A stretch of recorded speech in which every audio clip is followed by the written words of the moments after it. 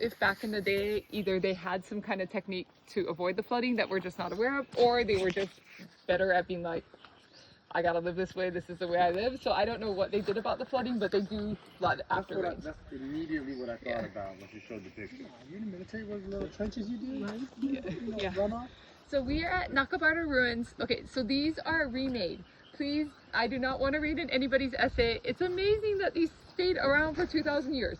Every once in a while, I do get that. So please listen, these are replicas, okay? So they are rebuilt completely. These are what they think they looked like 2,000 years ago, but these are not actually 2,000 years old, okay? That's 2,000 years old. Yeah.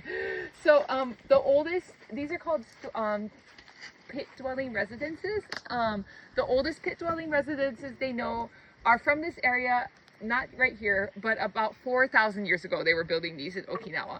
These were from about 2,000 to 2,500 years ago is where they were. So this was just farmland before, like over there. So a lot of sugarcane is being grown in Okinawa still to this day. So I'm pretty sure it was sugarcane fields. Someone was cutting their land and then realized there were all kinds of weird stone formations in the ground. Called the Board of Education. They sent archaeologists out here and then they go, oh wow, this is actually a village from 2,000 to 2,500 years ago. They found 23 different dwellings on here, but they don't think that there were 23 groups of people living here at the same time. They think that over that 500-year period, you know, someone would live there, they tear it down, then they build a new house over here, then they build a new house over here. So there were never 23 houses here at one time, but in total over that 500-year period, there's 23 different houses in there. Along with the dwellings, they found earthen bowls, jars, stone axes, needles made from bone, and then gimlet. So I didn't know what a gimlet was, but it's a tool that is used to make holes. There is a source of fresh water somewhere in here. There used to be a sign, a typhoon took it down one year, and then it has never been built again. But somewhere in here, there's fresh water. I don't quite know where. Please don't wander in there because I'm going to worry about you guys and I don't want to have to crawl in if there is some kind of problem. We are in a fairly flat area, and it would have had trees around this like now, so it would have been good for typhoons. Like I mentioned before, after the typhoon, the roofs had stayed on. It was just a lot of flooding. It's pretty close to the beach, but not directly on the beach. So they think that maybe they were doing a little bit of farming because that seems kind of far to walk every day to go get fresh fish, but still easy access to the ocean. That's the biggest house that they had at that time. You are welcome to crawl in if you would like to.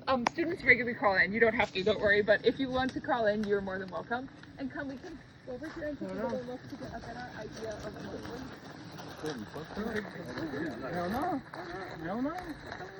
Bullshit. So like these pictures, those little pots all have pictures of what they found originally, and then they built it on. So like, what was the shape of it? How big was the floor inside, and then they have other notes sometimes like, oh, there was a fireplace inside, so some of them have fireplaces. So you can see like they dug in the earth and then they would have put rocks around this. Of course they wouldn't have had cement back in the day, but they would put that, and then they would have the wood tied together and then put the thatching on the roof. So please feel free to wander around for a while and get a feeling of what life was like 2,000 years ago in the Ryukyus.